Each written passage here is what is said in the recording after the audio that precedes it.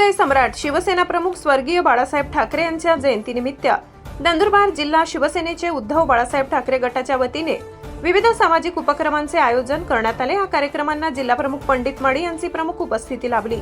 जयंतीनिमित्त रक्तदान शिबिर, रुग्णालयात फळ वाटप तसेच गरजू महिलांना साडी वाटप, मूकबधिर विद्यार्थ्यांना मिष्टान्न वाटप असे उपक्रम राबविण्यात आले। रक्तदान शिबिरात 53 शिवसैनिकांनी स्वेच्छेने रक्तदान करून सामाजिक बांधिलकी जपली।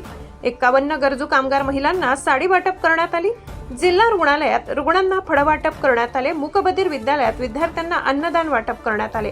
यावेळी जिल्हा प्रमुख पंडित माळी यांनी स्वर्गीय बाळासाहेब ठाकरे यांच्या प्रतिमेला पुष्पहार अर्पण करून अभिवादन केले व त्यांच्या कार्याचा आढावा घेत त्यांच्या विचारांचा वारसा पुढे नेण्याचा निर्धार व्यक्त केलाय।